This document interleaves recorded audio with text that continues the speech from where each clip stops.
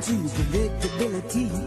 The milkman, the paper boy, evening TV. You miss your old familiar friends, but waiting just around the bend.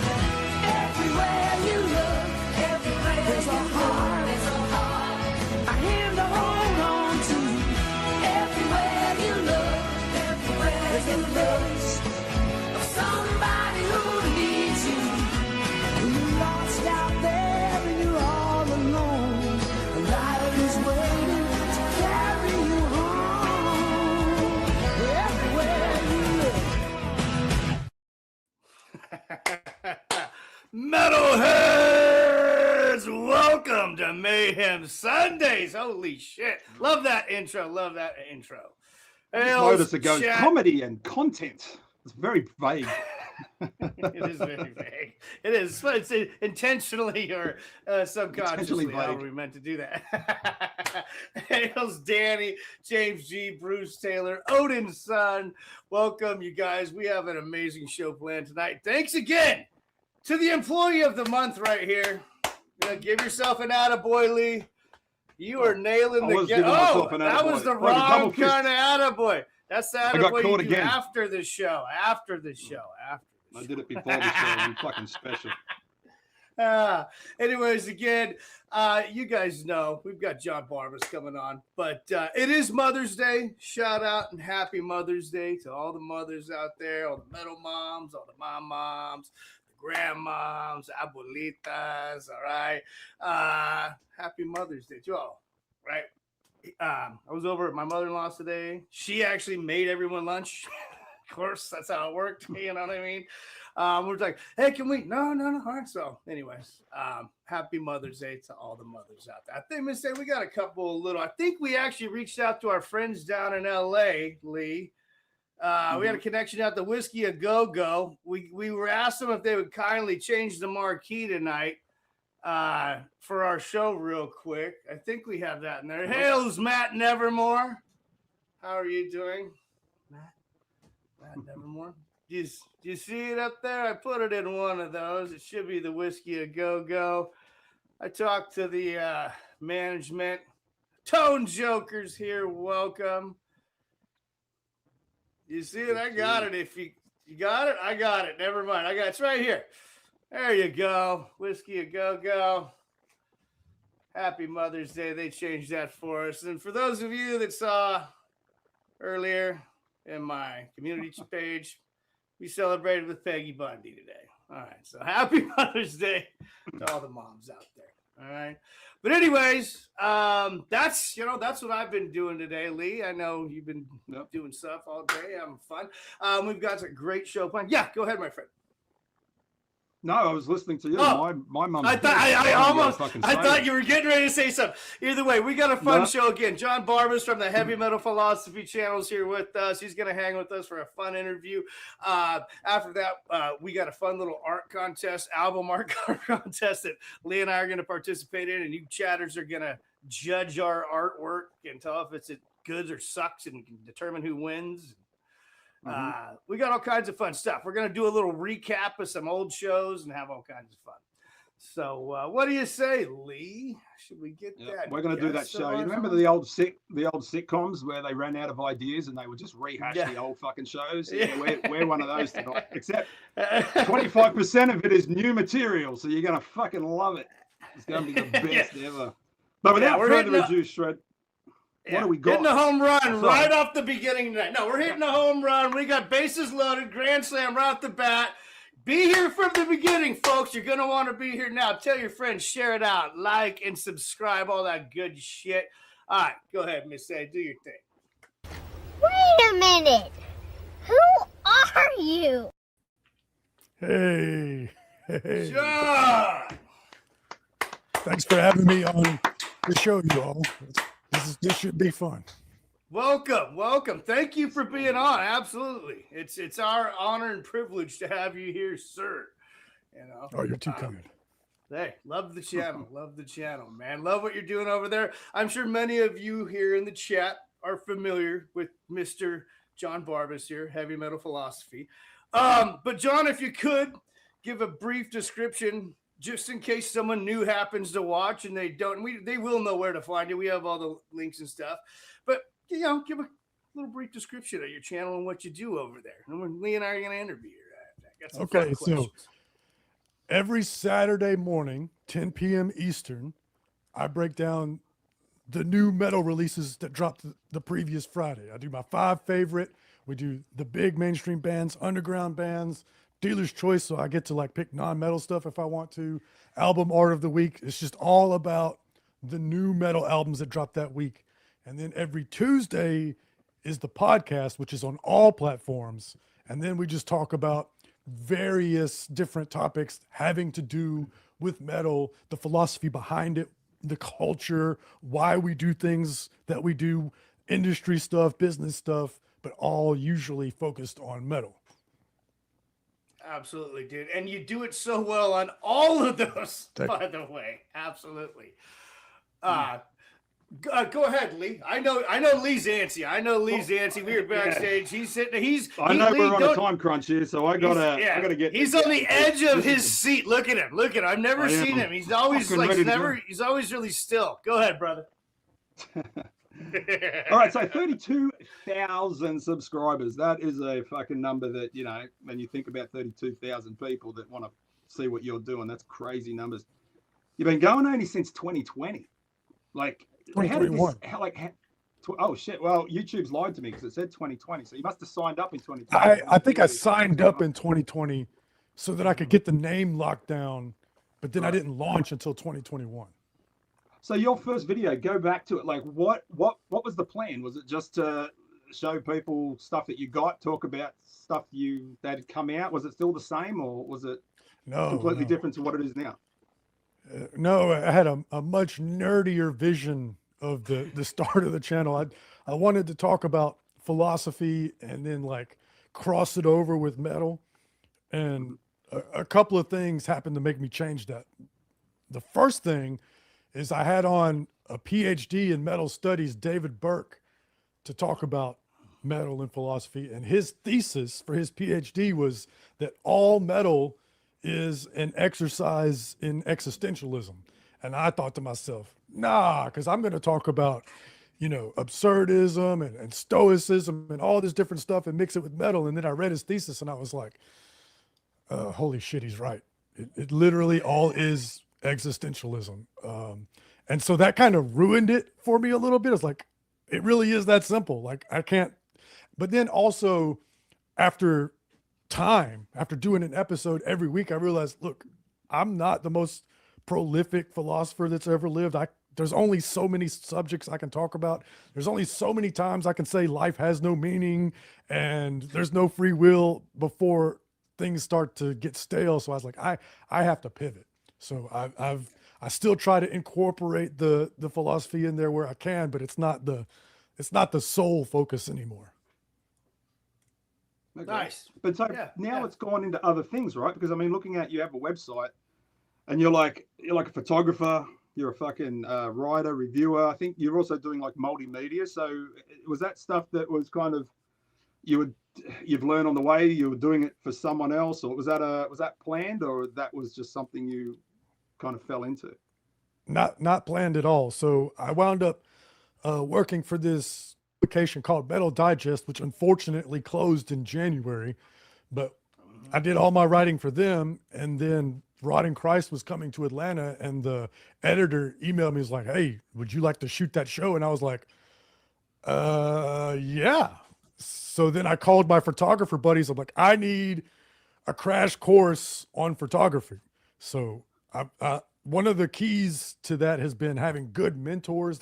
That's a cheat code. If you can get good mentors, that will really start you off higher than what you expected. So that was unexpected, and that's opened doors for me.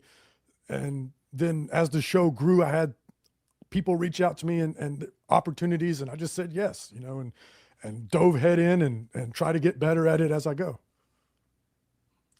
And you have. Sorry. Oh, thank you. So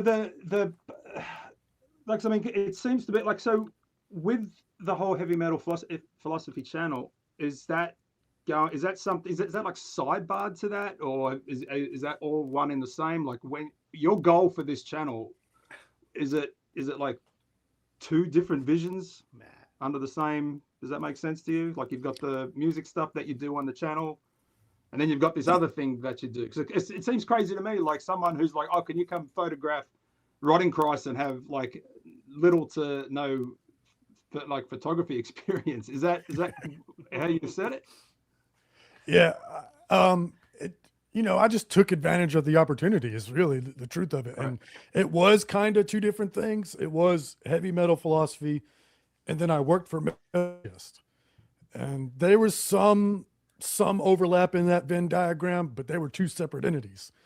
And when Metal Digest closed, I was like, okay, well, now I got to make a decision. Do I go work for another publication? And what I landed on was I'll just start my own Substack. So now it is one thing. Now it's heavy metal philosophy.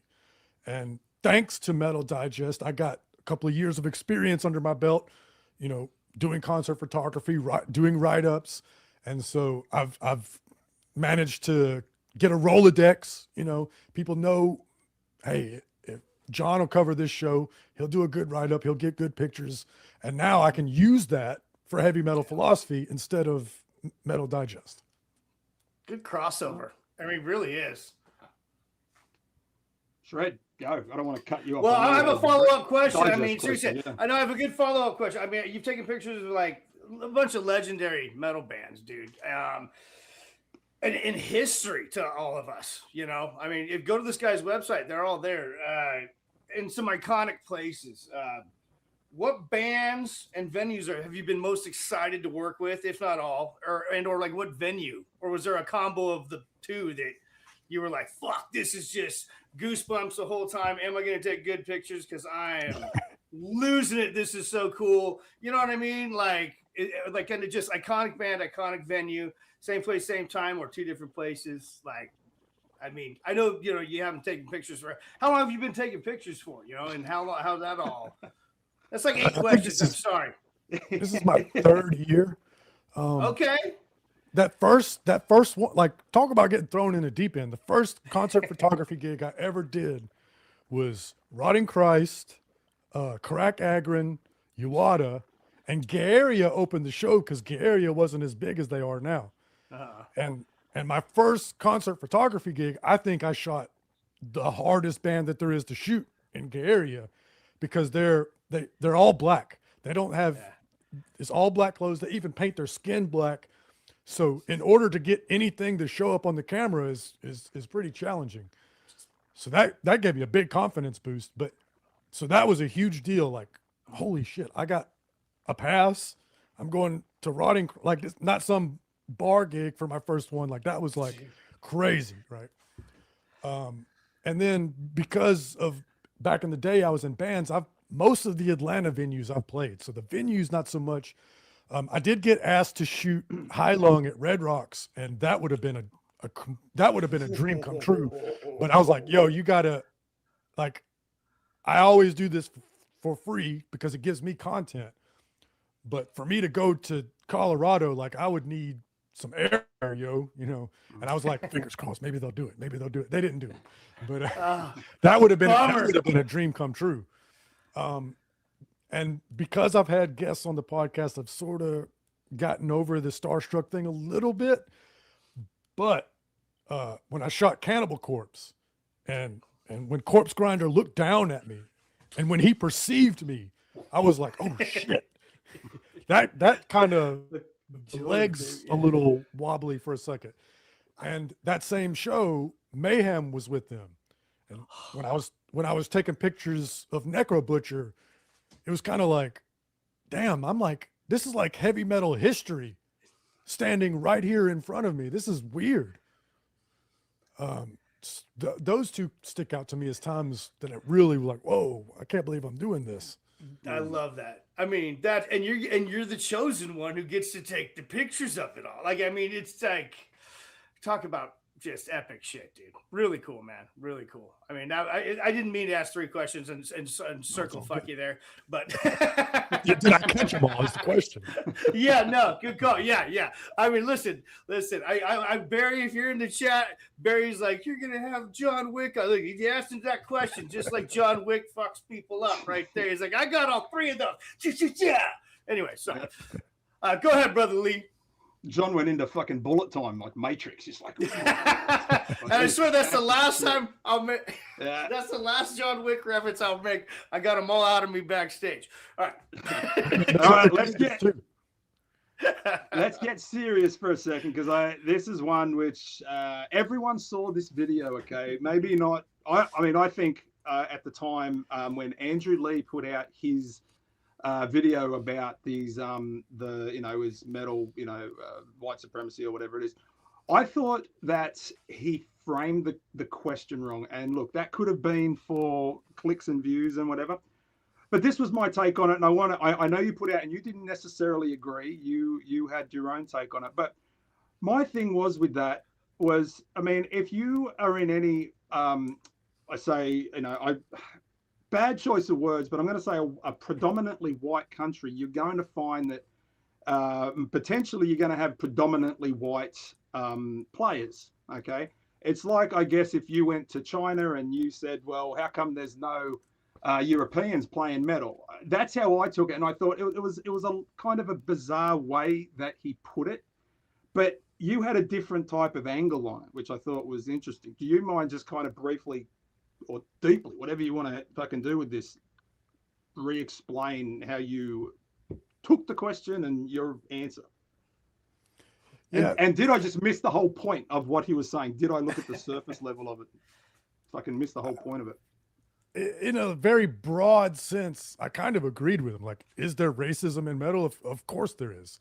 I mean, there's racism in baseball. Like, what are we talking about? It's inhabited by humans. Yeah.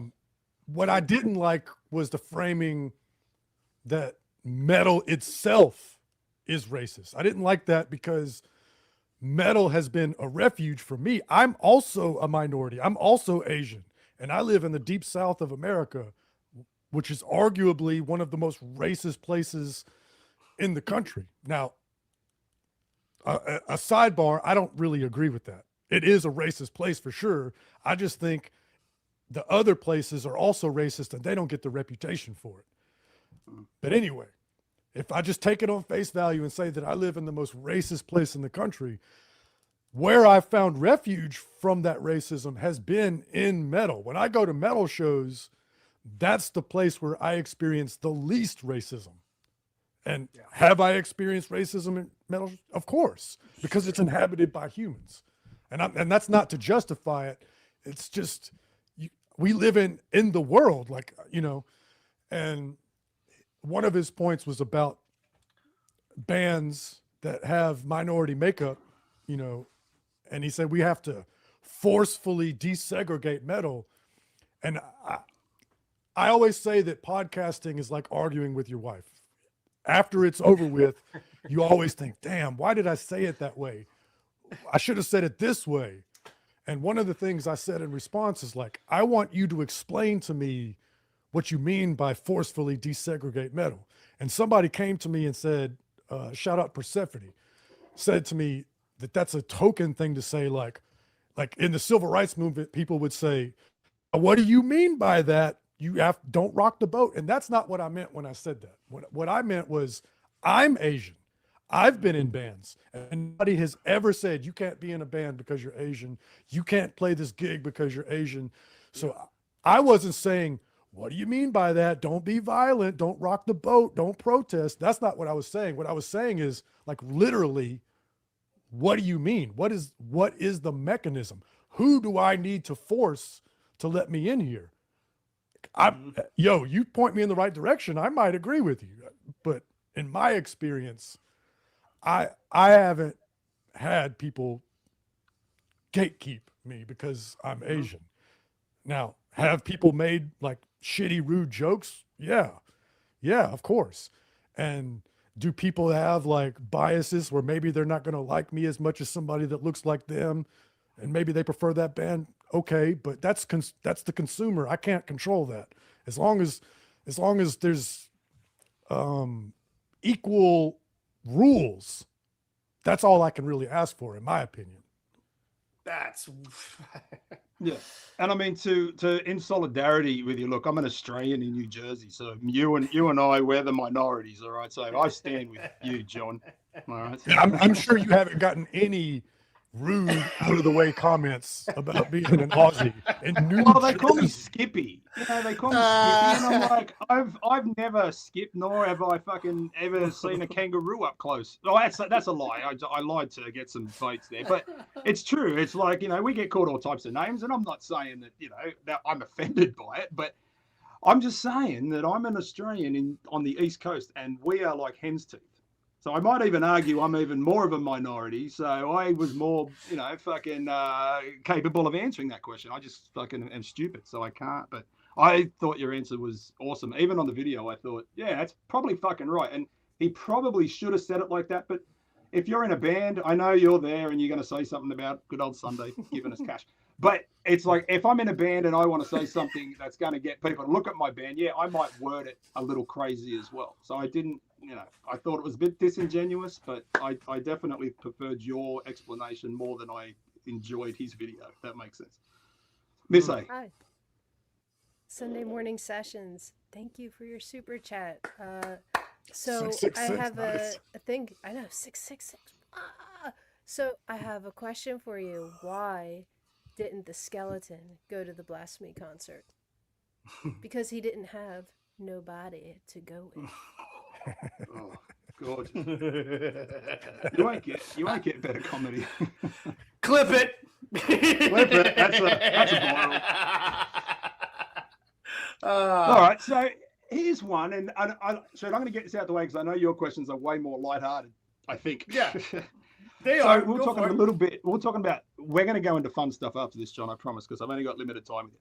So, Metal Injection and Metal Sucks fired a bunch of people. Okay, and they've been around for a long time, and love them or hate them, you know, they've done what they had to do. Blabbermouth, I don't know if they're still going. I really don't look.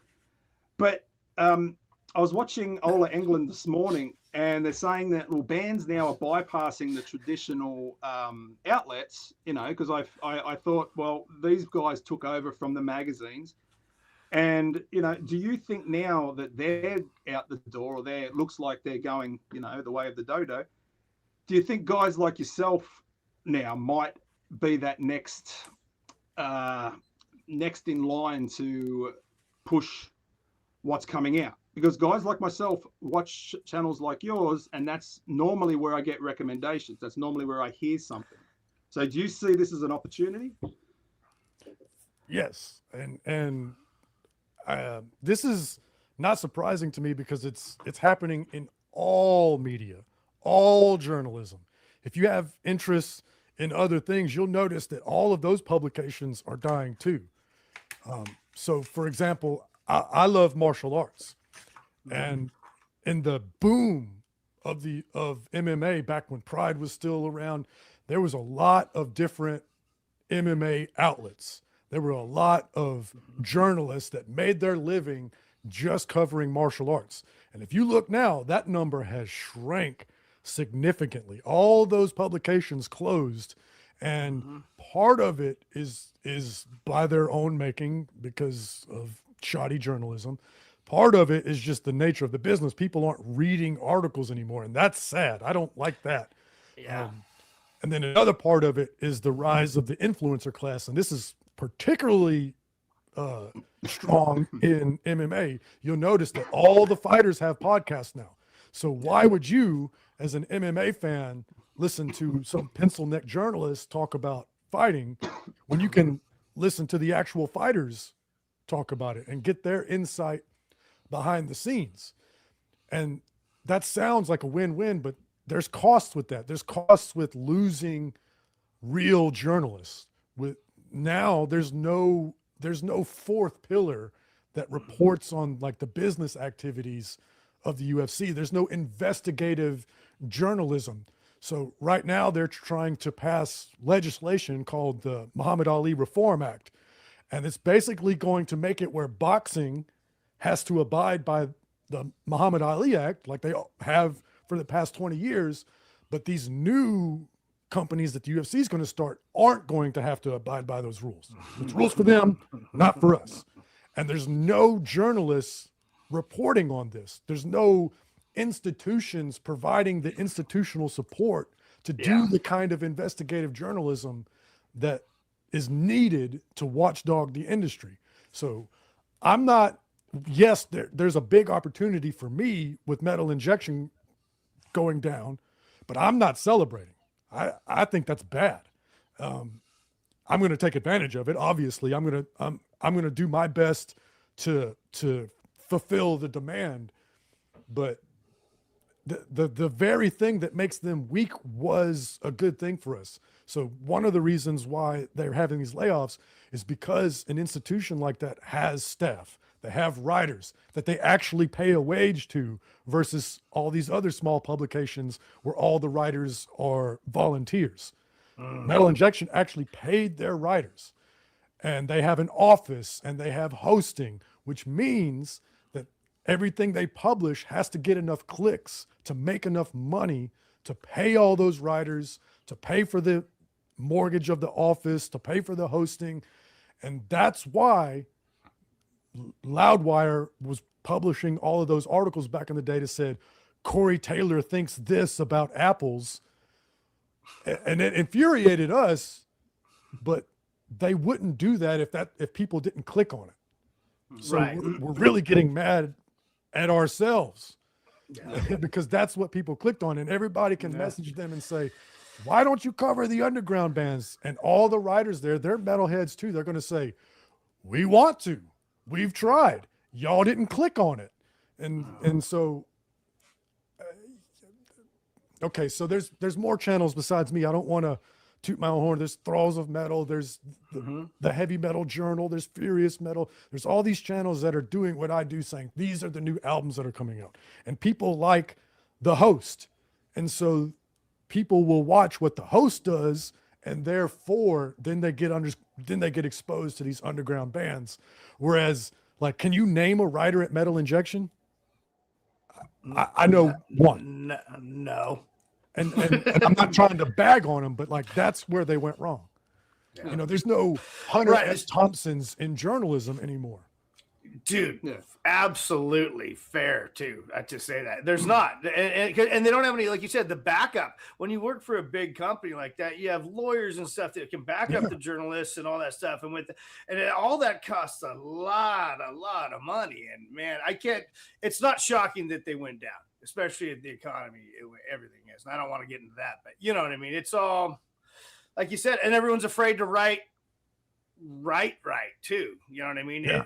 If you don't have that politics, everything, all journalism is suffering from this, and that's unfortunate.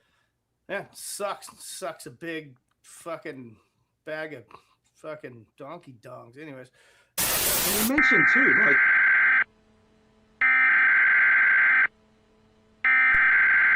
we interrupt our program to bring you this important message. Miss A here. I just came in to interrupt this show to remind you guys to fucking smash that like button.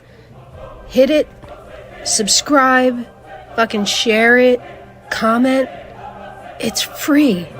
Just do it, man. Look, this guy's doing it. He's hitting that button. He's hitting the subscribe. It's free, you cheap fucks.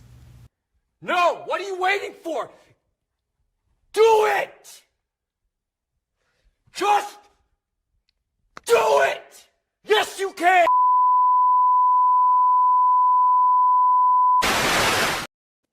Miss A, Yes, you can.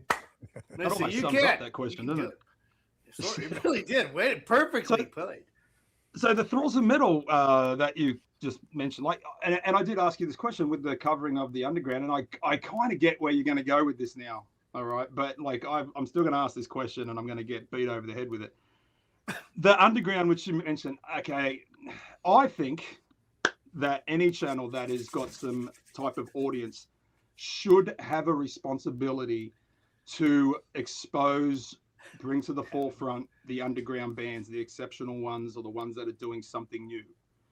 And I know you're going to say, because it's not going to get the clicks, because people are more interested in the last Megadeth album than they are in fucking, XYZ from fucking, Texas or whatever. But do you kind of agree? Like, do you think that you should kind of be feeding the beast that feeds you, John?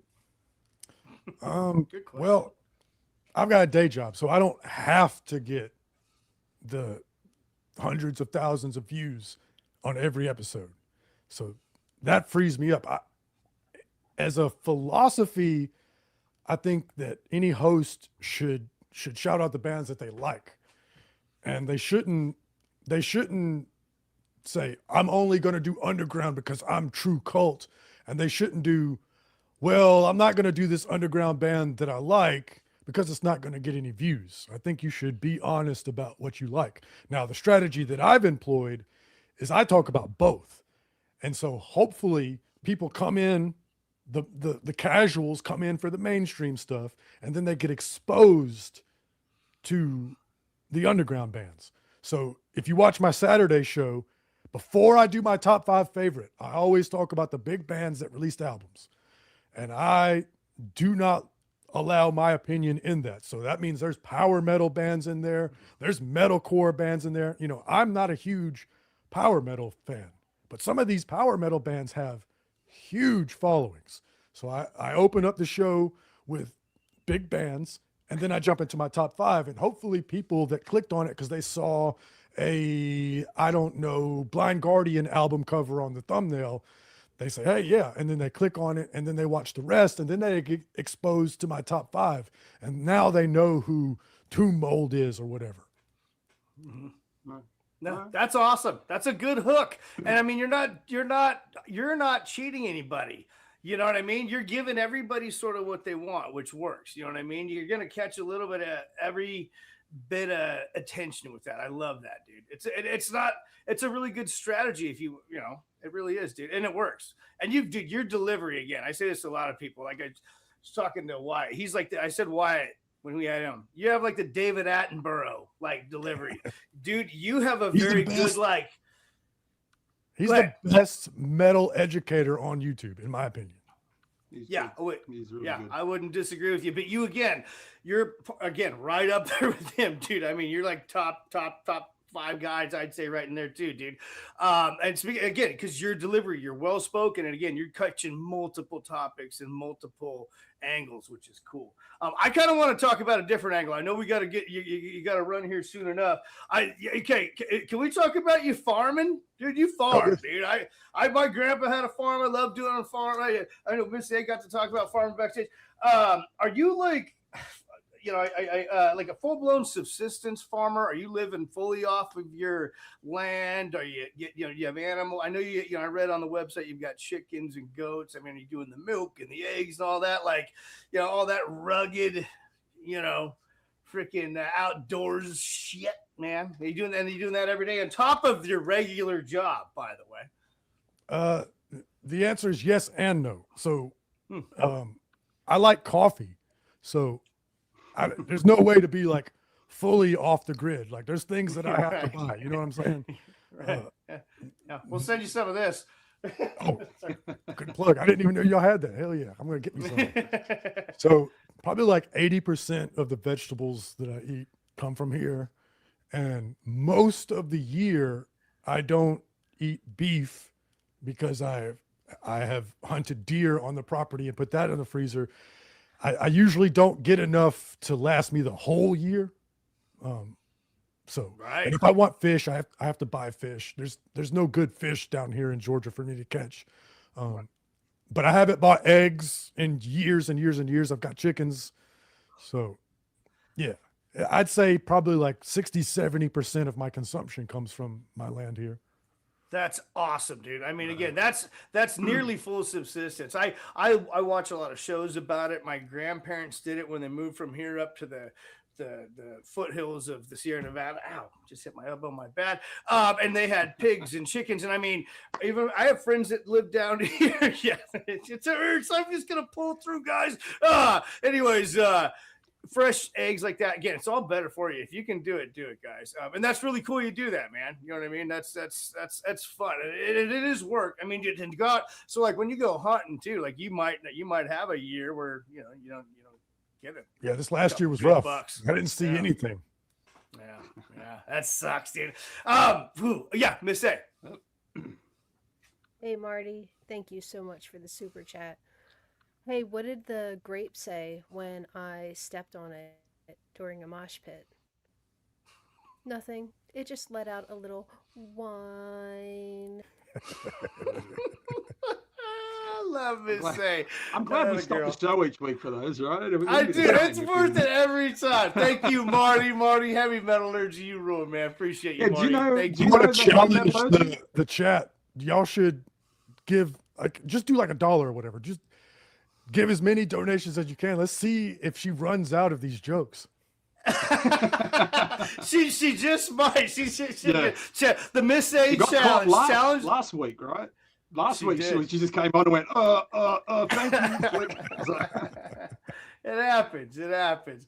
Again, thank you, Marty, heavy metallurgy. Go ahead, Lee. I know you wanted. All right, John.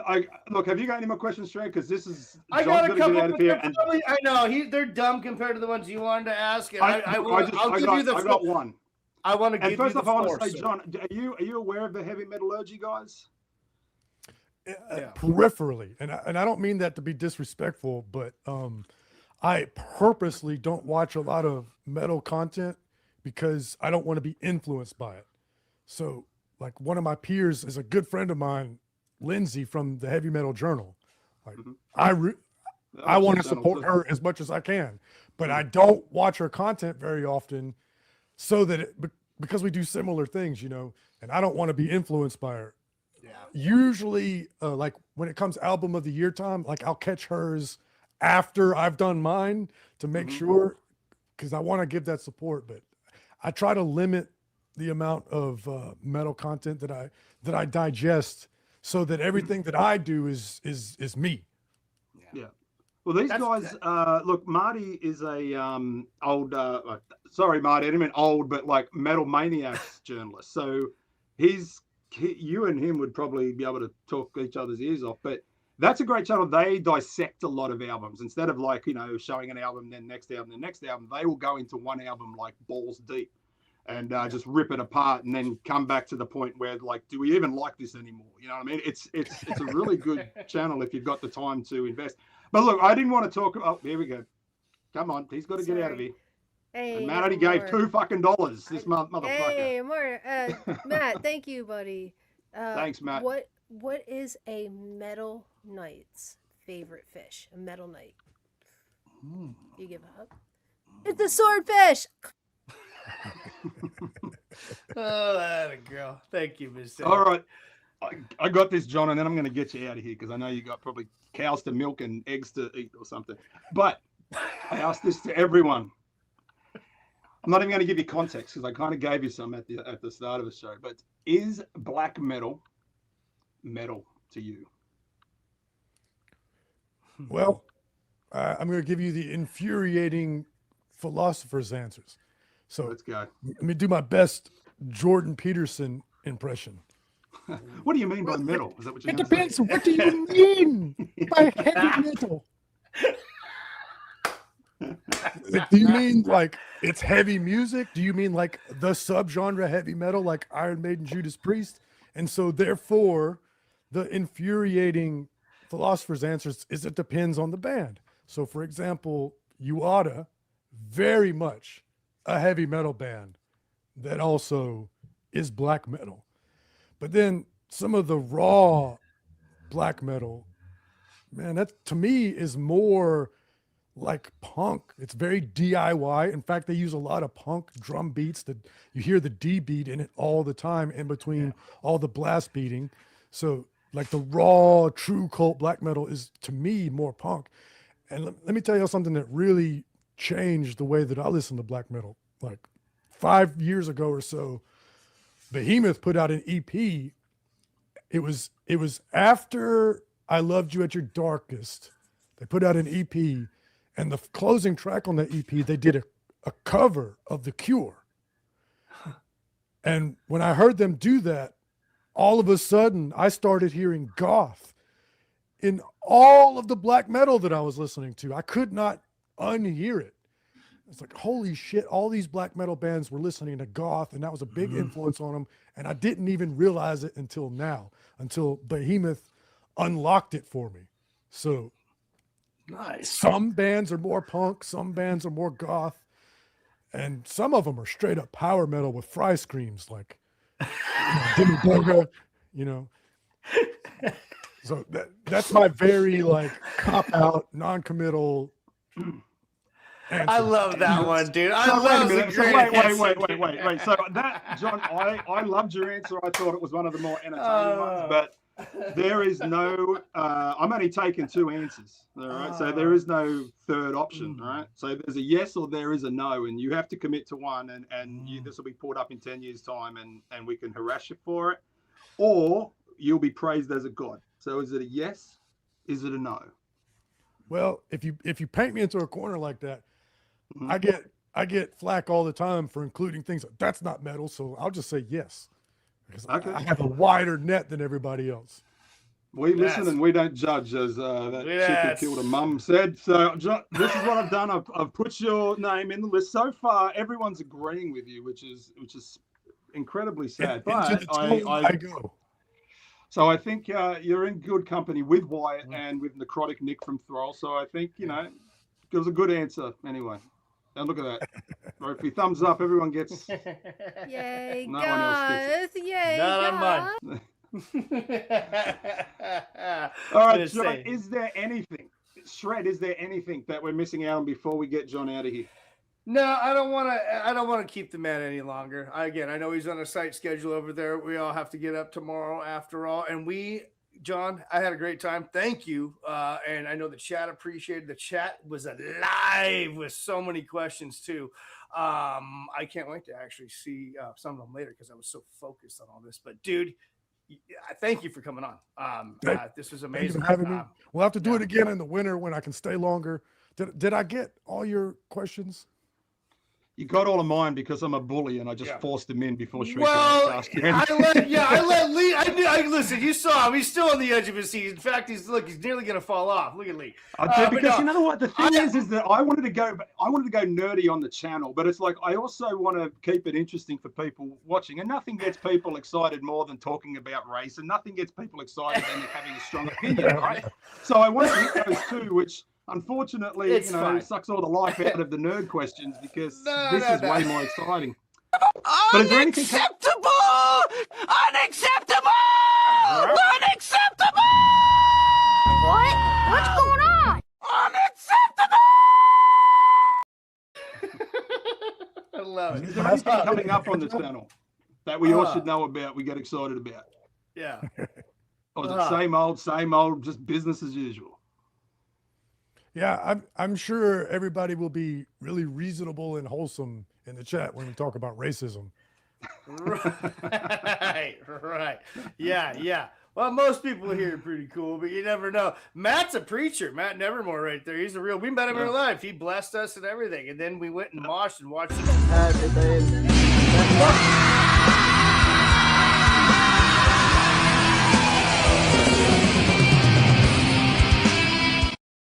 Matt Nevermore. He also has a thing for Texas hookers, but we won't go into that story. Actually, we might when John gets out of here. Thank you, John. Thanks for coming. If you're looking for whores, Matt will introduce you to some in Texas. All right. At least one. At least one. Maybe. Look, we're gonna let's play a song, and so John can get out of here without fucking rage quitting or fucking dipping out. So Miss A, throw something on the beatbox. So we Thanks, Sean, and I hope to see you around. Oh, we'll see you. Well, we're like a fucking cancer. We just stick around and fucking eventually we kill you. But anyway, thank you, John. Okay. Sorry, I ran out of shit. We don't kill you. We're cool, man.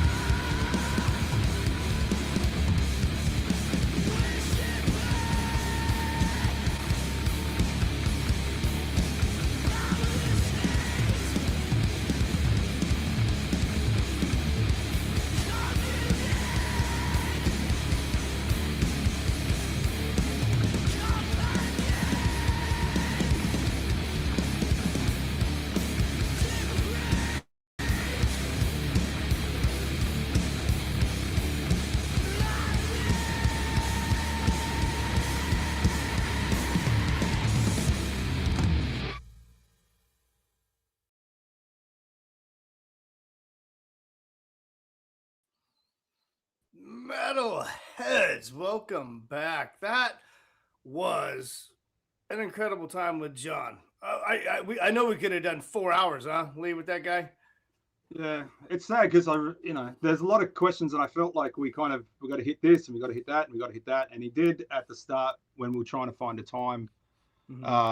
He was kind of like, the guy's he's got a fucking ranch by the sounds of it, and he's got a ton of shit to do, and the last thing he probably needs is talking to us two knuckleheads. But he said, look, I got a bit of time here, and I said, perfect, let's do it.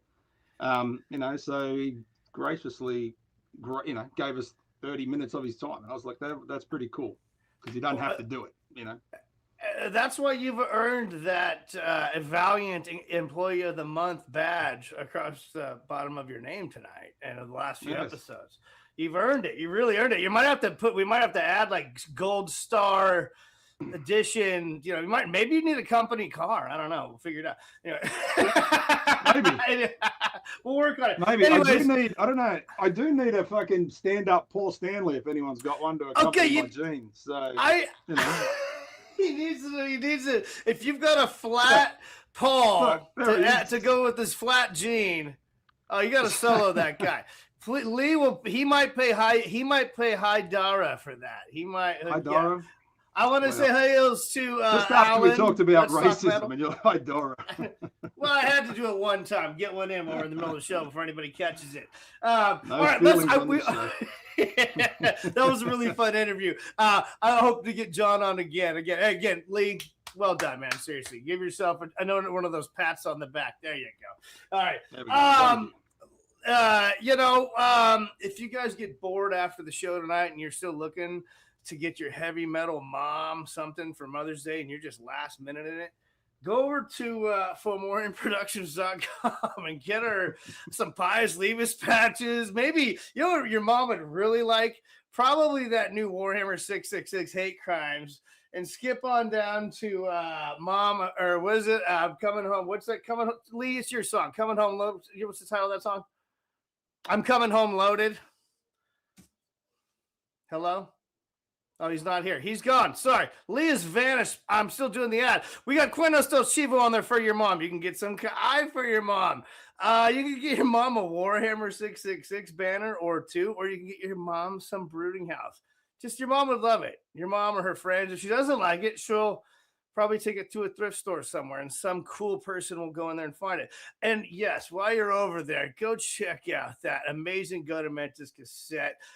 Limited to 50. There's not 50 anymore. There's very few left. So go get those while they last. And thank you to all of those who have already purchased those. We appreciate your support of the channel and Fomorian Productions and FomorianProductions.com. Did I sound like Ed McMahon?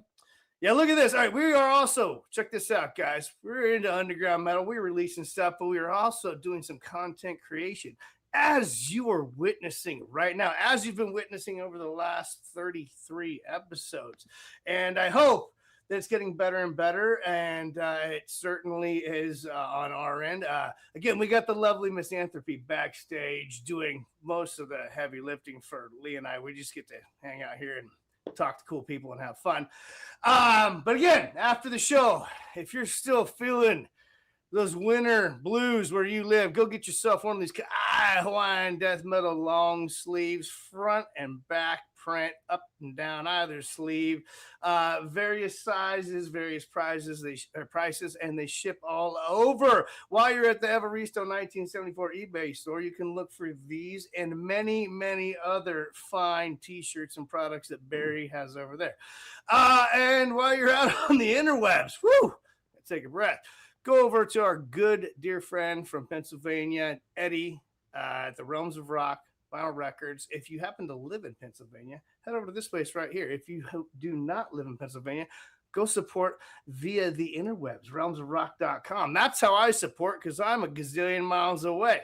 But if you can, go there. Eddie's there a few days a week. He runs that store, and he's a good friend, supporter of our show, and just a really cool guy. Go check him out, Realms of Rock. And speaking of cool people, again, I want to thank Lee on this one. He got in touch with Mr. Tom Lialios ages ago now, it seems like. And we've had Tom on twice. Tom is our most viewed live stream, by the way. Just brag, a little humble brag. But you metalheads can also go over there, mention the discount code 666, enter code 666 at checkout and receive your discount. And Tom will know you've been watching the Mayhem Sunday show, and he'll think you're super cool, and he'll probably throw in a bunch of extra cool shit, like stickers and stuff, not like money, okay? Oh, and speaking of cool places and channels, this channel, I got to finally watch one of these. I've been usually get to watch these Saturday morning. I rewatch Heavy Metallurgy Marty. That was a really good time there on Friday night with the answering all the chat questions and stuff. That was a really cool show idea. Oh, and our dear friend Melanie. Melanie's in the middle of a move. I know she had a little Lee? She gave us a little proof of life again there. Yeah, she came up, stuck her head up for a second, and went back into a shell. We love that girl. We speak to Mel. Mel's going well. You know, she's just dealing with some shit, but she'll be back stronger and better than ever. On new grounds, on new feet. And speaking of good friends, we got Lord Necron here, man. That was a cool show last night with Abominator, man. This guy's just a good friend. Necron supports. He's got a cool band. Pius Levis. Check out those patches. And that Hod CD, by the way. I know a lot of people have got this. I know Paul was showing this off on his live stream he did yesterday. Everyone who's bought it loves it. And I know the first release was great, but everyone's saying this is the one to have. And I don't know how many Aaron has left. So shout out Aaron. Go through. He says they've been going pretty fast. Plus, he sent some overseas too. So I don't know what he's got in his. Did he? Where did he sit? Yeah. I don't know. Wherever Goat Throne sends their stuff, probably the fucking Istanbul or some shit that no one, we don't know has a scene. But Istanbul. Go check out that Goat Metal show. Talking of Necron, if anyone caught this morning, fucking Wyatt X him fucking was shouting him out too. This internet, tell you, we're just in circles. Just everyone's mingling like a weird menage a trois, but with way more people. The menageration, man. That's what we're gonna go. What does Matt Nevermore say? Better get it before it's down. He says that's right. That's right. Go support. Again, Aaron's a cool dude. I got to hang out with him. Lee's hung out with him a few times. Again, go support. And go support that maniac. I can't wait for that new Mordant Red and Lord Humongous split to come out, dude. I was all the videos he's put. That new video that even Mordant Red put out, the what is that, Filth Walker? Filth Walker, yeah. It's a stronger song, I will say. Like that's a stronger song. I think, just everything about it. But I tell you what I was disappointed in. That motherfucker in the crowd with the fucking crown on his head. Didn't he just suck you out of that fucking film clip? I'm like, it was the song, and it's like, it smells like a Mordant Red thing. It's got all the fucking tasty bits of a Mordant Red song, and there's a fucking dude in a crown. And I went, Jesus Christ. You're never too young to have a Vietnam flashback.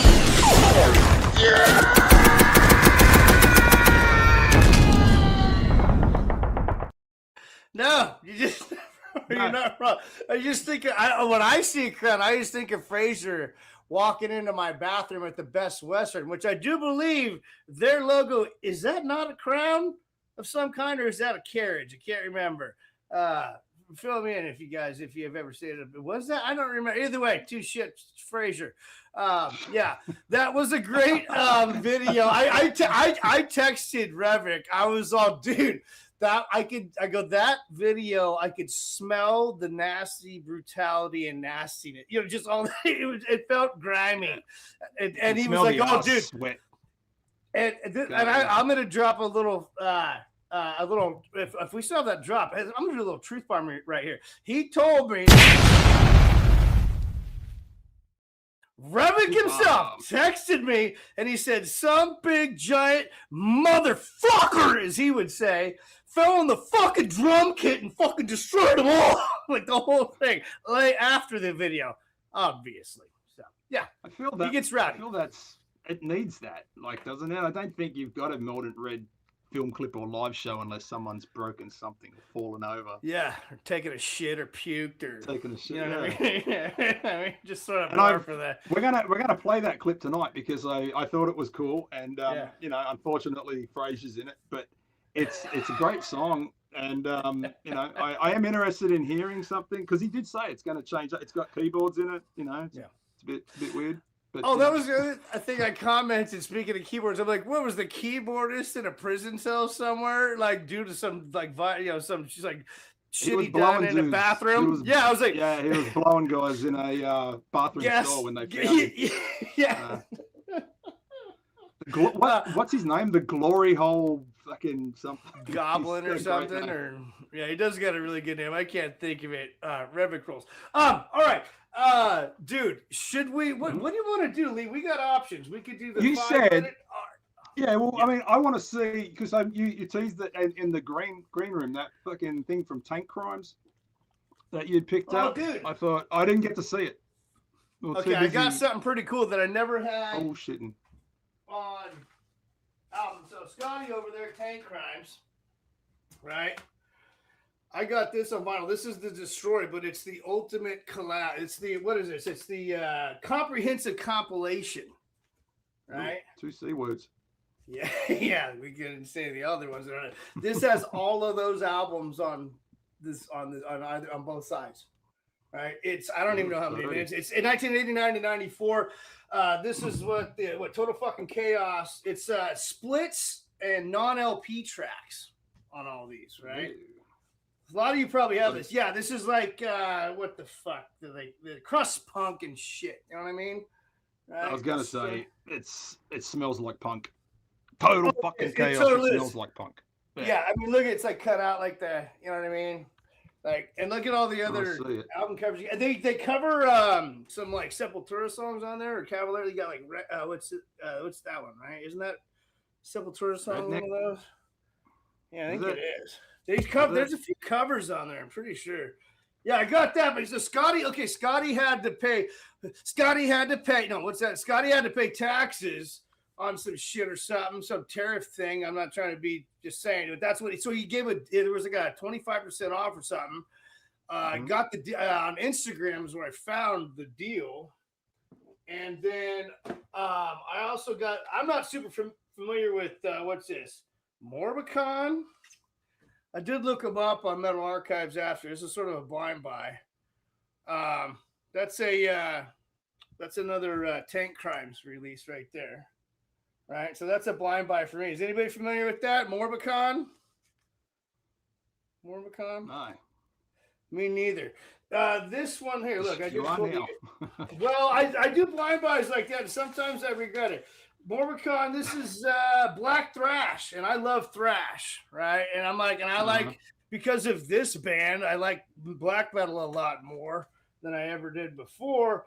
They're out of Richmond, Virginia. They've been around since 2022, it looks like. This is the latest release, Lost Within the Astral Crypts, right? But Black Thrash, go check them out. I haven't even listened to it yet, so I mean, I'm not saying that I love it yet, but you'll see. I'll probably, if I don't do an F-150 Metalman on it, it might be because I didn't love it, but we'll see. But I'm an NFC fan. Band's been around since like 99. This is a Tank Crimes release. These are like Canadian guys. Are these Canadian guys? Let me guess. Quebec City. Band. That has to be Speed Heavy. Well, Speed there you go. Heavy. So same thing, right? But look at that, dude. Look at that, Lee. Look at that. I love that. I know. There is something pretty about like the old school art. You know what I mean? It's janky. I love and it's got, like weird colors, and then they kind of ran out of the money before they hit the back cover, and it's just whatever. I was just gonna say, like, look at how colorful that is, and then you go to the back and like, well, we could do black, white, and red. You know what I mean? And that's fine. I love it. There's no more color in the budget. Well, and I do want to say, okay, I got these two CDs. The CDs were on sale too. These were, I think, $6.66 each. Right, so there was a really good deal. I think with the shipping and all that, it comes from that merch table, right? So it's like that. it's Tank Crimes, but this is stuff that they stock right at his distro. You know, so it comes from, I think I get mine from Kansas typically. So it took a bit, but yeah, go check out Tank Crimes. I know Eddie's good friends or knows Scotty anyhow. All right, good label. I don't mind them. I think they're a pretty good label. You know, I'm a Ghoul fan. They have some cool, they have some pretty cool stuff. I think they did. I think Necrot's on their label too, right? So, thanks, Lee, for bringing that up, dude. All right, I got a text from our lovely producer, your producer extraordinaire here, Miss Anthropy. She suggests we do the black metal art cover game. Okay, yes. We're gonna play a black metal song, and we're gonna let you, the chat. Lee and I are gonna draw 2 black metal art covers during the album art covers during the song, and then you guys get to judge who wins. Yes. Are you gonna participate in the Miss A? Are you gonna draw too? Oh hell no. But what I'm gonna do is I am going to give you guys 3 objects that you have to include in the picture while the song is going. Okay? Okay. Yep. I'm gonna put them up on the screen, and here we go. So the first thing you guys have to include in your picture is a cute little ducky. Oh my gosh, look at that little ducky. Oh dang. You think I brought this whole box of crayons? Okay. All right. I got kids. Whoa. It's black metal. You've only got to use one color. You pick one color and you're fucking one color, boy. Okay. You're gonna make black. All right. Okay. So the second What's the thing next that one? you must include in your picture is some sort of skeleton key. Some sort of skeleton key. All right. And the last thing that you have to include in your picture is a plant of any kind. Any kind of plant. Okay. I know which one I'm doing. Can I do 2 colors? Real, any kind of plant, real or fictional. Is a tree a plant? Yeah. You should plant a tree, right? Chat, what do you think? Is a tree a plant? Let me know. Is a tree a plant? Quick, you got 5 seconds. Is a tree a plant? 5, 4, 3, 2, 1. Okay, we have yeses. So a tree is a plant. Tree is a plant. All right, so to explain the rules, Miss A or Shred, one of the two. So we've got our 3 objects. Now they just have to be included in it, right? It doesn't have to be just them, as long as they're included in the artwork. Yes, they just have to be included in there somewhere. A cute little duck, a skeleton key, and any kind of plant, and trees are included. You guys got the rules down? Nope. Oh, have we got to give it a name? Over here. Has the album title got to have a name? What name do you want to do you guys want to use? Oh, any name you want. No, yeah, we have to pick our own name, right? Yeah, pick the name of the band. I already have the name of the album. Name of the album. Because it's the artwork, fuck the band, you can call it let's call the fucking black metal band. No, I have my own black metal band. What's your black metal band name? So I can use it too. Any band, any album, just make it up as you go. Just include a cute little duck, a skeleton key, and any plant. And let's see who wins. I'm going to play a song while you guys draw. And then the chat gets to decide who has the better picture. Yay. All right. Bye, guys. Fuck y'all. Song starts. Here we go. Oh, yeah. When can we start? When the song starts. If it's ever going to start. I haven't started yet. Okay.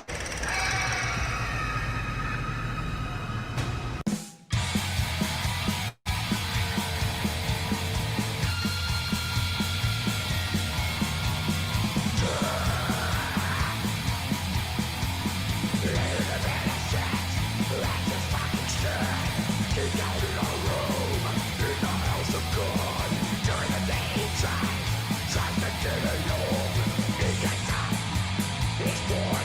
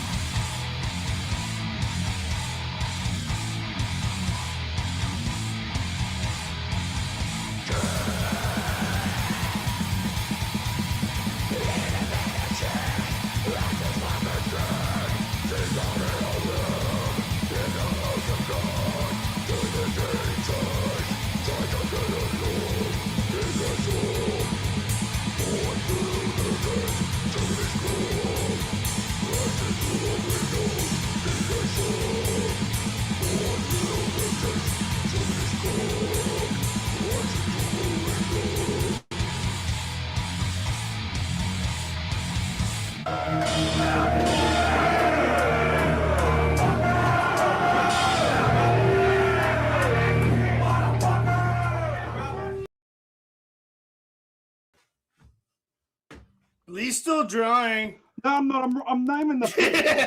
I'm done. Okay. I don't mind this one. This actually would make a pretty good demo. I might even use it. All right. Can I show mine first? Do you have to explain it? No. Listen, you guys. Here's mine. Okay.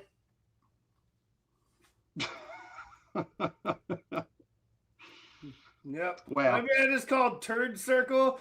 There's a duck. Technically, there's a rubber duck in the toilet floating down there with a turd. There's also a plant growing behind the toilet because it's so disgusting.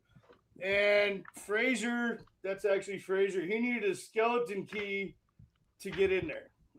So I'm just going to say all that bullshit to qualify, but no, this is actually a joke. That's not my actual picture. That was a joke. I was going to say, I actually put some fucking thought into mine. No, this is actually Turd Circle, but it's got a weed leaf, and there's your skeleton key, but it kind of crosses in there, and there's your rubber ducky, but he's kind of got like a helmet on. He's, maybe I'll put that a little closer, and then this was supposed to be kind of like an evil guy's face, but I don't even. Looks like some weird signature.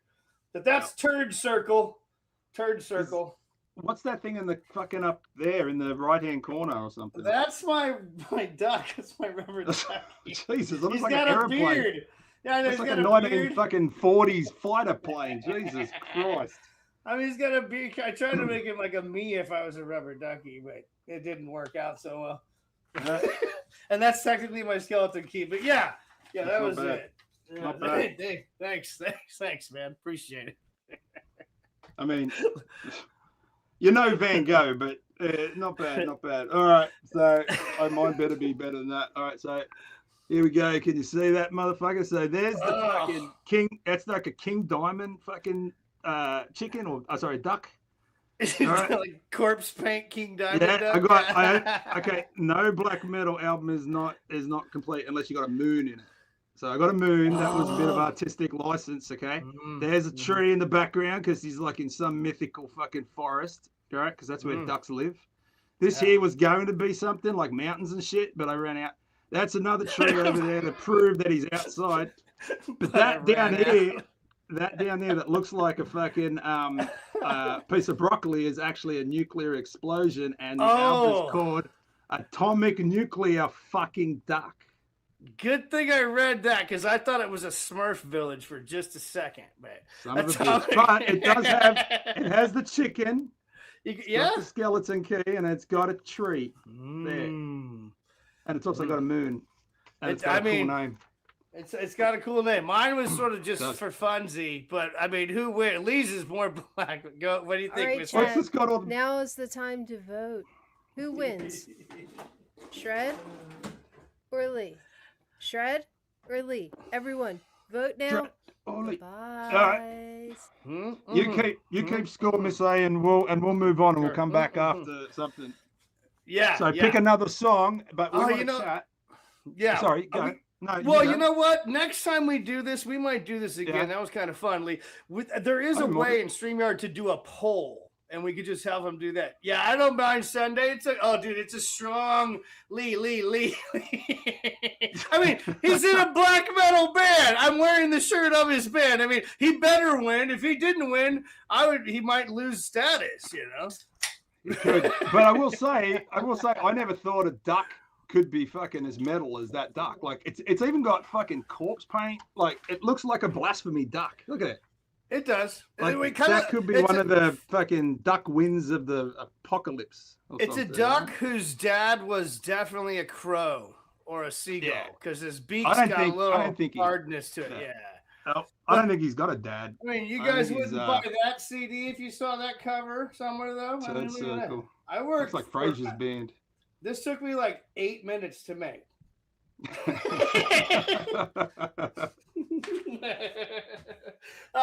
Well played, Lee. Looks like you're pretty much the clear-cut winner. Paul says no one me, wins. but Everyone loses.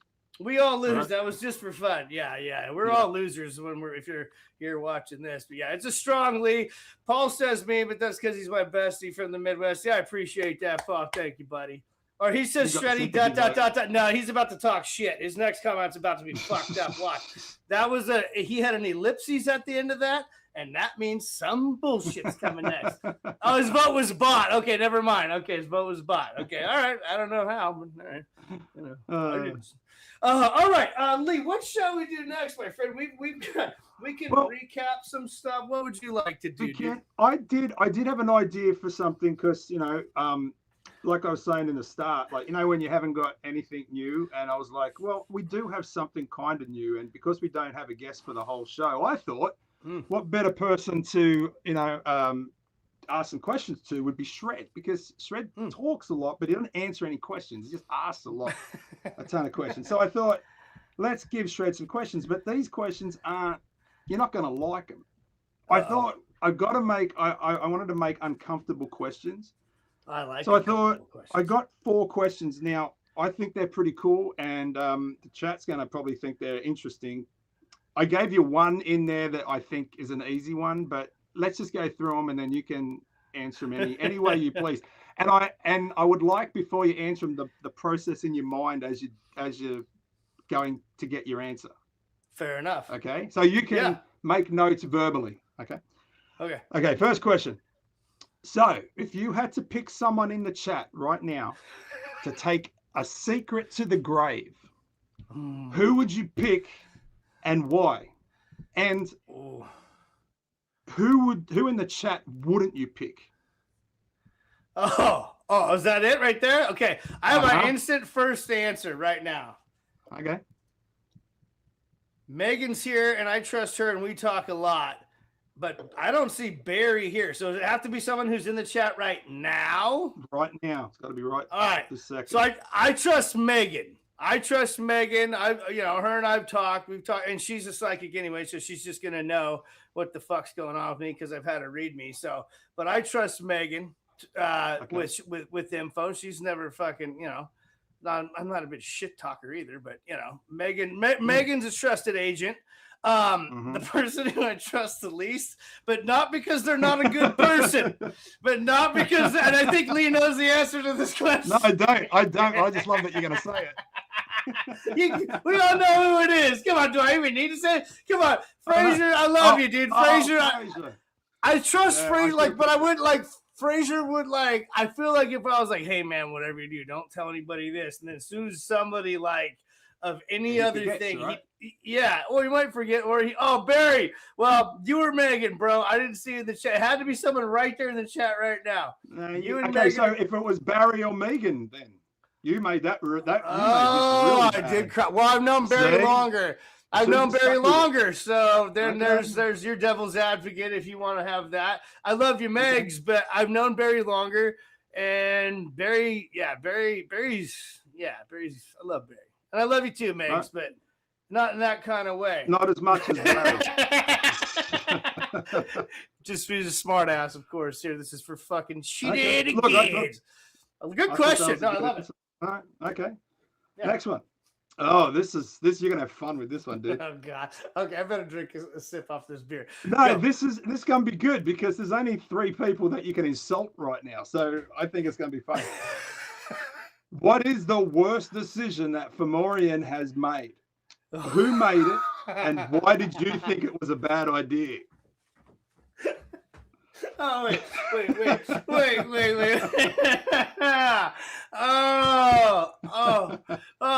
Miss A. Oh, she's like this. Oh, look, she's coming on the screen at us. She's like the ring girl. She's going to choke you out, dog, baby.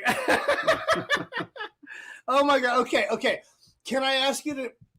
Would it be too much to ask if you repeated the question, Lee? Okay, no, not at all. I think it bears a repeating.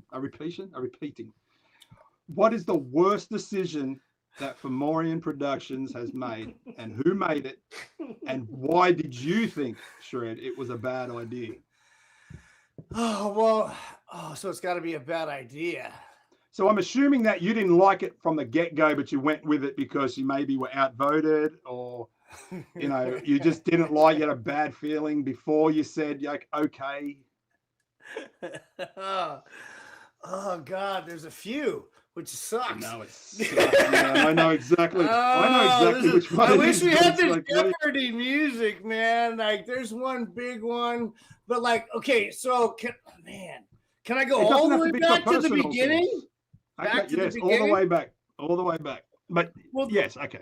The Amish fucker that I bought fucking $500 worth of Fomorian fires with his fucking stupid face on it, and then we fucking can't fucking use them. Literally, my kids played with them for a little while, and guess where they are? Can't even recycle them, by the way. They're on this fucking god. They're in the fucking dump. Right, well, it was years ago. So that's, I mean, God, until that's God. I thought that I'm only allowed to pick one. No, just kidding. But that, and that was why he. Go ahead, Miss A. Yeah, and some of you know who that guy is we're talking about, and some of you don't know. Can you explain what was wrong with him?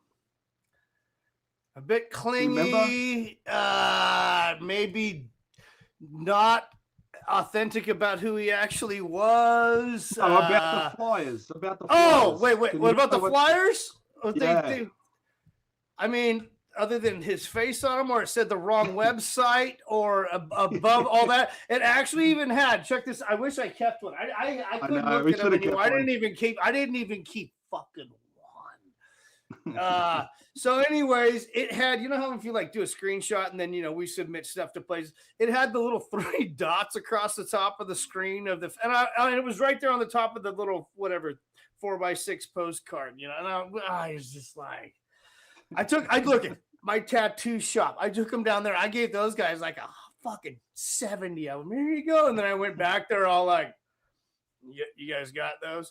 We didn't get scared. Well, you know what it is, Fraser? I wouldn't know this fucking dude right here and Miss A without that fucking twat. So I have a new family with these two, thanks to him. But he took himself, he eliminated himself promptly, and he kind of knew. And then we found out some other things that, hey, we're not going to share here publicly, but he flyers made by a metal poser. Okay.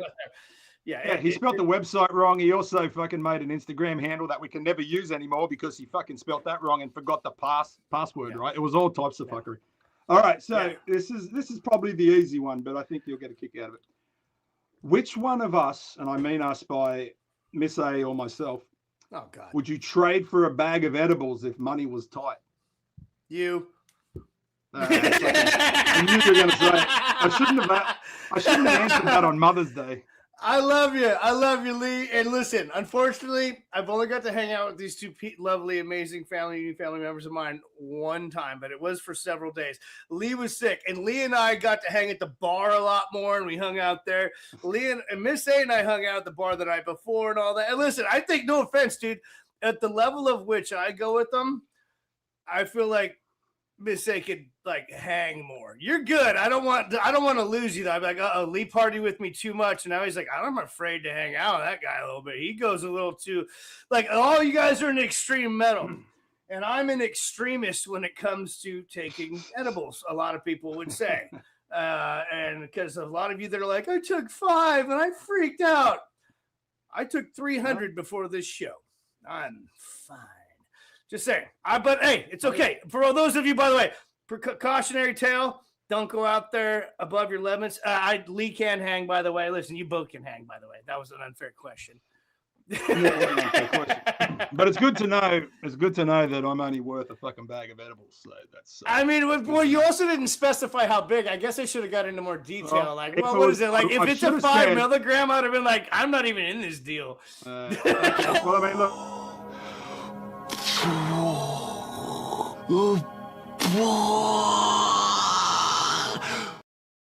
Question was asked, question was answered, and I got one last one for you. Okay, and I want you to think about this one because I've never been to this place, but I think you might know some people, you may not, but I'll just ask it. If you were sent to prison, who would you take as protection out of these two individuals? Oh Lord, Revik or Paul?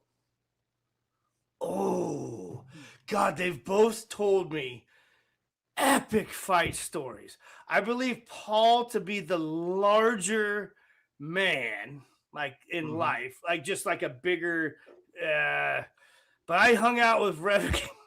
He showed me this finger on. Did you guys remember when he was in the car? I think Miss A was in the car. You were in the front seat, and he goes, "Look at that finger. You see that finger?" And he has no knuckle, and it sits back, and he goes, "That's from fight and fighting." Okay, he fights, and he doesn't fight now.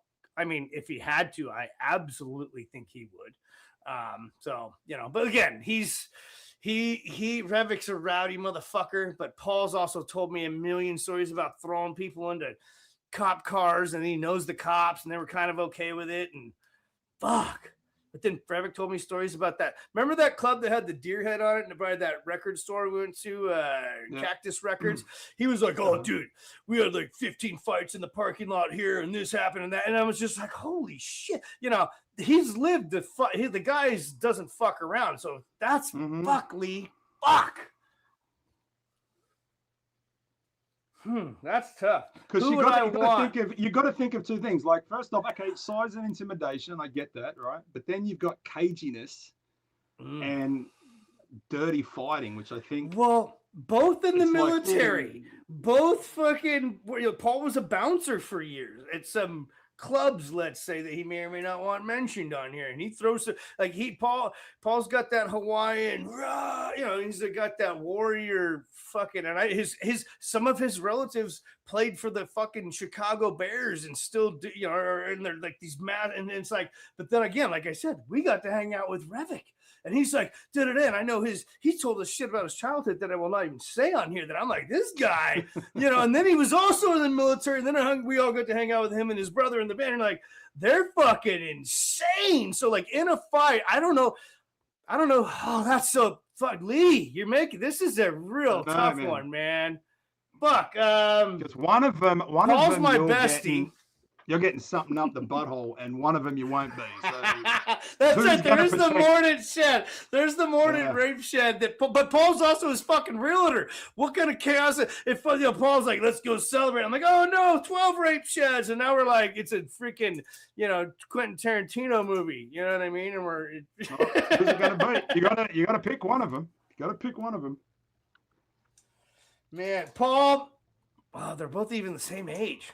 I'm going with Revik because I hung out with the dude, and I feel like at any moment he was just ready to fuck shit up. But I also think Paul's also ready, and if I was hanging out with Paul, he'd do the same thing. But if I'm answering your question, because I've met him in person, Revik. I mean, and listen, we saw him. That, by the way, Paul, love you. You don't go to the gym. That guy goes to the gym. Stamina is going to be shit, right? Yeah, you like want Paul. Someone who can fucking fight many. I'm good. I'm 46 too. I've got 8 minutes tops in me. 10 if we're like taking her easy. Good fight. You know what I mean? And that's really. I got like 25 seconds to get what I need. You're to huge. A heart attack. The question's coming from a guy who's like 6'5", by the way, or whatever, fucking gigantic. 6'5". 6'3", something like that. 6'2". And he's huge to me, and I'm 5'9". Anyways. We're boring people. Look, I think it's a respectable answer. I really do. I think. Thank you for playing the game. I know that I put you. I love the questions. They are, and trust me, I had worse ones. And Miss A said, "Do not ask those. They are stupidly unfair." Because I did have one which I don't want you to answer, but I thought this was. No. Shut up. Shut up. Miss A, have you got a song that we can play so we can? Yes, go into I do. Okay, let's play a song and we'll discuss this in the chat. That was awesome, Lee. I enjoyed that thoroughly, my friend. That was awesome, dude. That was great. Chad, sometimes I got some fucking ideas. Oh, dude, that was so much fun. Play of the month, everyone. You really put me in a pickle, man. You really did. Paul's gonna hate me now. Yeah.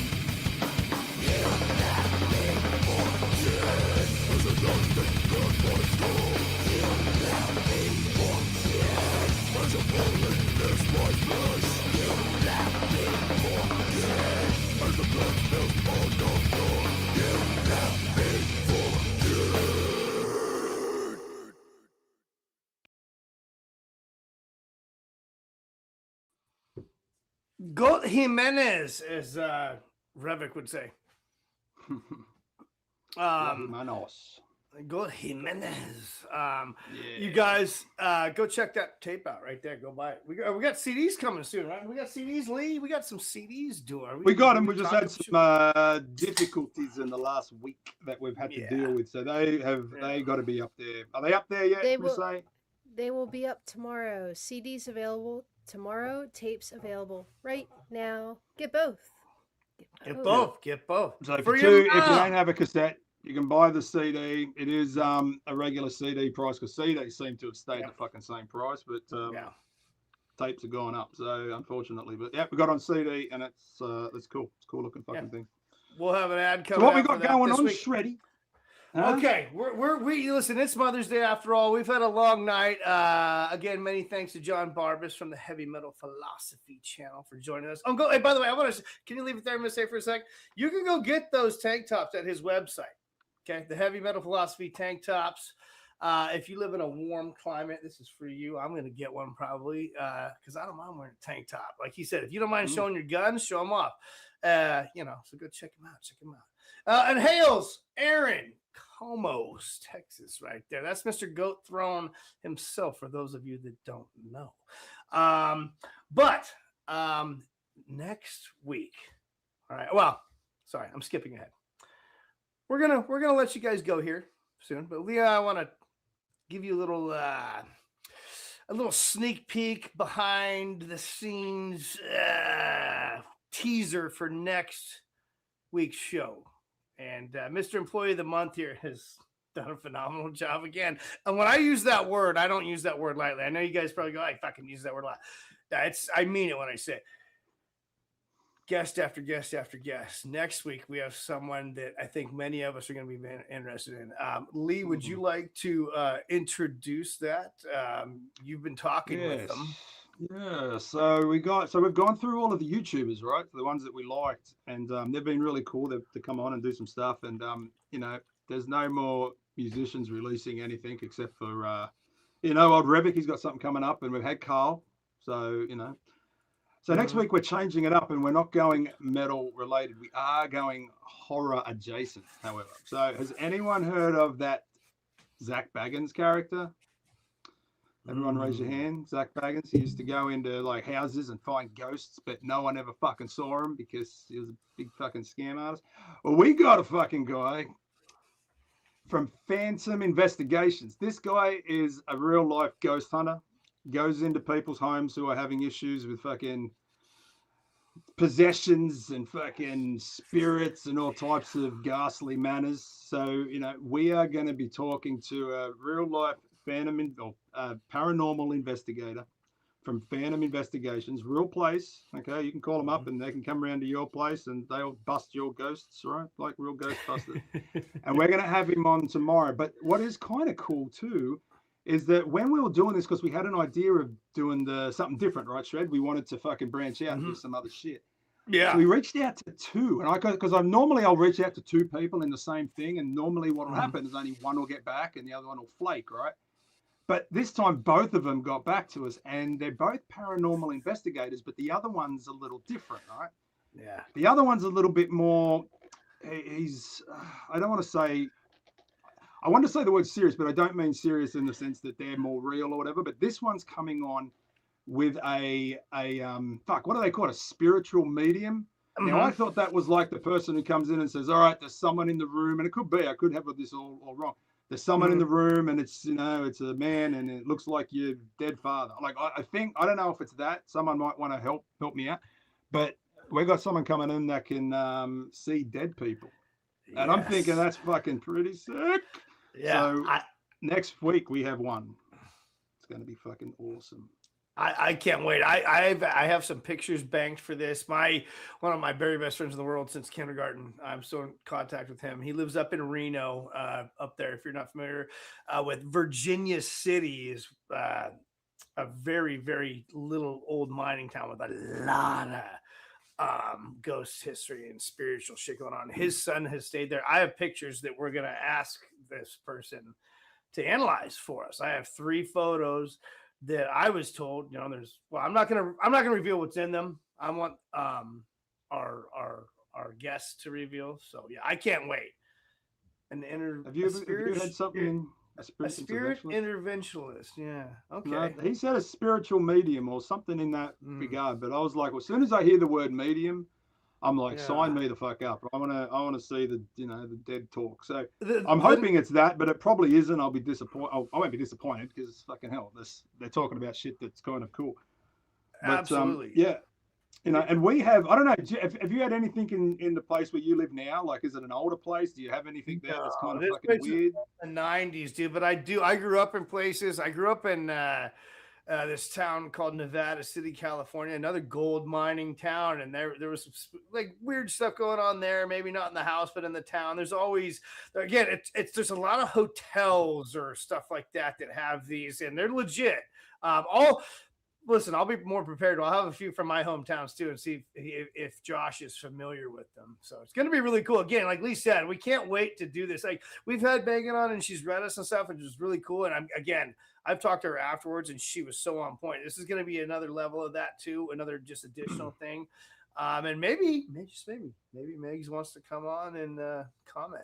We never know. And I think tomorrow, next week, I'm taking the week off. I think, Miss A's coming on because Miss A is also one of those very highly attuned people to things. So I'm I'm thinking that, but we have when we bought this place that we're in now, this is an old place. This is like back in the 50s. Or, I don't know if that's old. It's old to me, right? And Well, there was one piece of furniture left in this house that Miss A wanted, and it was an ugly looking cupboard. Okay, it's like a pantry cupboard, 2 doors. Anyway, these doors lock, so when they go in, the other one locks in. Now, there's the windows in that room are kind of a shut. We never open them because we never really go into that room, but we keep our foodstuffs in there, right? So this fucking thing, the doors open on their own, and they also close again and lock. Like, you have to force them shut to lock them into place. These things will open and close by themselves. And to the point where it was like, oh, it has to be maybe something else. Maybe the fucking house is all messed up. But we had a cat that would sit just randomly in our kitchen or on the armchair of our couch and watch it. And it was almost like it knew something was there and would watch the fucking doors open and watch the doors shut. And we still own it to this day, and it still does it just randomly at any fucking given time. It is the coolest thing. It's not freaky. It's just like, that's bizarre as fuck. I'll tell you something else, too. That's awesome. One time, Lee was sleeping upstairs, and I was on the first floor. He was on the second floor. And I was sitting here with Snaggle on the couch. And Snaggle's our cat, everyone. Yeah, Snaggle's our cat. Well, was our cat. And it was about 3 a.m, and I was awake because I have insomnia. And I felt footsteps under my feet from the basement, which would have meant that somebody was walking on the ceiling of the basement. And my cat, his ears went flat, his eyes went giant, and he took off and ran up the stairs, and I went, nope. And I just shut everything off and went upstairs, and that was it. So, yeah, our house is haunted, and we also found out that our backyard, and actually, like, the entire portion of our neighborhood used to be a graveyard. And my cousin, he's like a play cousin. He lives about a block away, and we found a gravestone in his backyard from the early 1900s that hadn't been removed, and all of our yard in the back is all grave dirt. It's all that like rocky, gravelly grave dirt until about like maybe 2 blocks over. So the section, if you look at like the old records and stuff that our house is on, is actually a graveyard. So maybe it's like a poltergeist thing where it's like, you didn't dig up the bodies. So footsteps on the ceiling. I hate it. I hate it here. It's do you get that like that? Yeah, you know what I mean, on the back of your neck. Oh my God, all the time. And that makes it so real. And does it? I mean, I'm not a paranormal person, but like our family's sort of into this shit too. You get cold. It gets cold, right? And you're like, oh man, it's we have cold. Cold spots in the house sometimes. Yeah. We have so much weird shit happen. There's the footsteps. Sometimes we'll hear shit drop in other rooms, like things slam and things fall, and then we'll go into the rooms and everything will be untouched. And I'm like, ugh. Yeah, we get that a bit. And I actually did a YouTube video for my own channel where I was talking, and there was not a scream, there was a yell upstairs, very audible on the video. On the video. Yeah. Yeah, and at that point, Miss A was working at I wasn't even here. Like a music school, and she wasn't back for another 2 or 3 hours, and I was home alone. And there's a very audible yell on the front, on the top floor. And on the video, we gotta clip that. Reminds me, Trevor and Lee. I have a video. Yeah. I'll see if I can find it. But when we first moved in, our guest room, what is our guest room now, which is where my mom was, but where our guest room is now. We were storing stuff at the time because we had just moved in, and we had all these totes of stuff, and we had like a bunch of stuff we were selling on eBay at the time, and there was a kid's toy in there, and I filmed it as it was happening. I was sitting here, and one of the toys started to go off, and I was like, what the fuck is that? So I go in with the camera, I'm filming, and I go in, and the toy was saying something. I can't remember what it was. But when I Googled it, it was a phrase that toy is not programmed to say. it was something like "Come find me, come find me, come find me," Which is and creepy as and this shit, is right? like an alphabet toy. This is a toy that's supposed to go A B C 1 2 3, and I was like, ugh, and I was like, why is this going off? And I'm showing everything. I'm like, nothing's pressing on it, nothing's happening. And one more thing, when we lived in the other house, we went to an estate sale and we bought this like micro tape recorder. You remember those? They had the little tiny tapes in it. I have that just outside this door here. Yeah, okay. Yes. So Freaky as shit. right now I'm using it as like a Twin Peaks decoration. But when we bought it, it didn't have any tape or anything with it. It was just the recorder. And we tested it at the time to make sure it worked. We pushed play and rewind and fast forward just to make sure that the spindles like worked, because we didn't want to waste the money. And it did, and we were going to sell it on eBay. And we were like, okay, it works, it's fine. No problems. We moved here, and we brought it with us because we hadn't put it up for sale yet. We were here for about a month, and as we're unpacking, we find it. And I was like, oh, here's this thing. I hit play, and there's a gunshot on it. But here's the thing. This is not a digital one. This is from 1984. There's no tape in it. There's no way that it could have recorded any sound. No, there's There's no memory in it. There's nothing. It's a shotgun. Necron, welcome. And it's got the whole fucking. And I sound. mean, so It's you not just can a- clearly hear it's a gunshot. dude, Can we? I'll go fucking get it now. Go get it and push play. Yeah, go You get can it, hear dude. We got time. It's like, go get that shit. now that I wasn't love- there when we bought it, but it was here once we moved here. And there, when he comes back, I'll have him show you. There's no tape in it, and because this was pre-digital, there's no way there could be any recording of it. So, our house is haunted. Yay! But you and love it, that's yeah. awesome. You Wait. Show yeah. them there's no Oh, tape in it. Show them there's no tape. This is where's the 1984. There's no way there could be any sound. So But there's nope. no. I don't know. Can you There's- blow me out? But there's You're good. there's no cassette in it, right? You can see that. Right. There's no tape. All right. I haven't tested this for a No. while, so I hope it don't make a liar out of me. But everyone in the chat, shut the fuck up, so you can all hear it.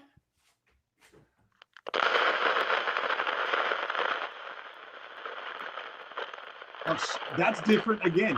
Whoa, that's different than it used to be. Holy shit. But It it's used to still be making a one- sound. Yeah, but here's Well- the thing. It used to be one. That could be right. That could be something else. That's let me do it. new. Dude, that's new. That's Play it again. new. Play it again.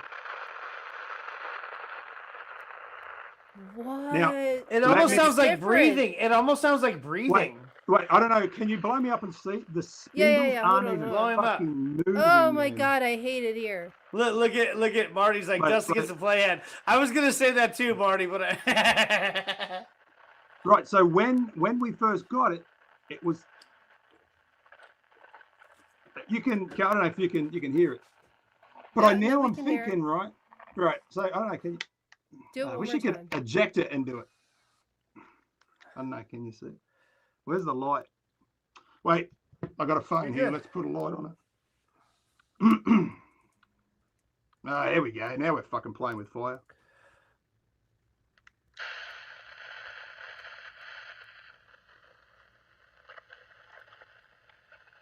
I mean, but there's nothing No. going across it.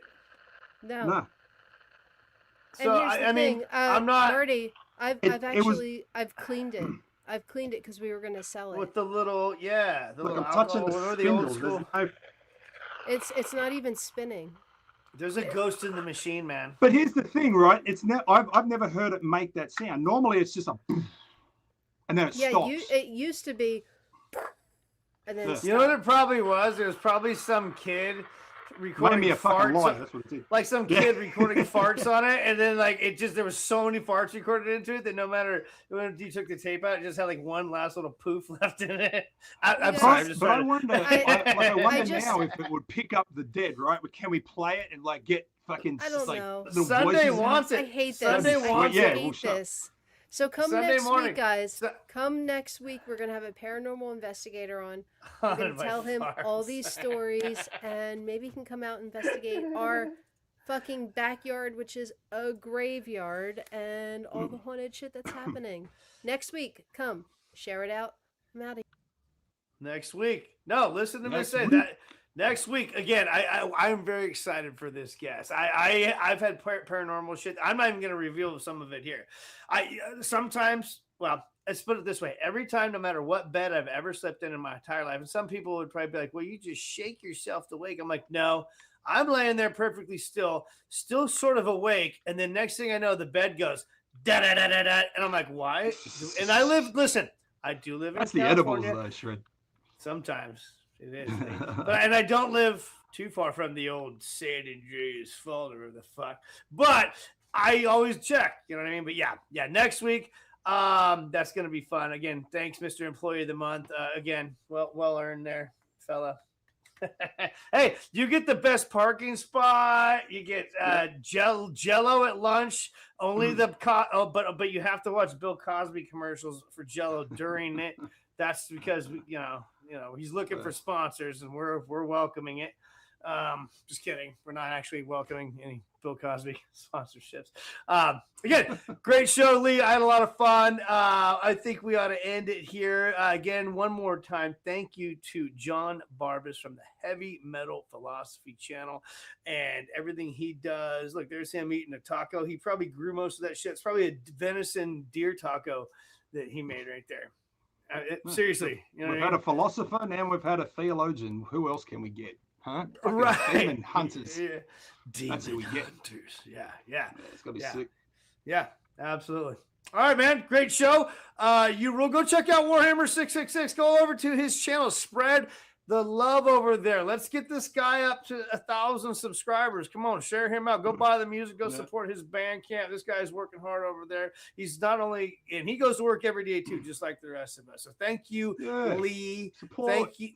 Yeah, support again. Thank you, Miss A. You rule. Yeah.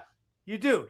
This doesn't happen out there. These guys are family to me, and we will see you all next week with Josh from Phantom. I got his name right. Yep, Josh from Phantom Investigations next week. Metalheads. All right. Till next time.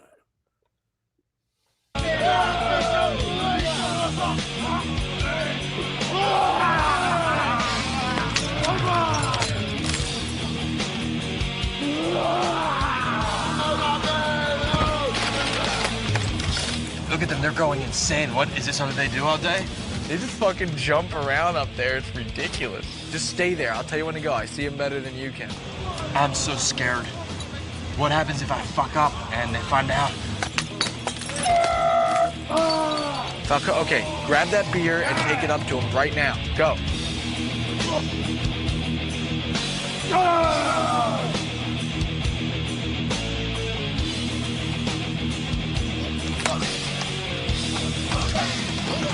No, wait. It's got beer. Hold on, guys.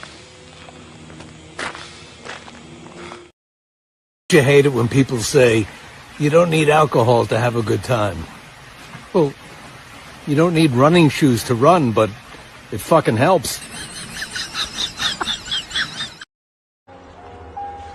Hello, Laura, love. What are you doing there, then? I'm burying my goldfish. Oh, dear, what a shame. Still, it's only a goldfish, I suppose, isn't it? But why are you digging such a big hole, you silly thing? Because it's inside your f***ing cat.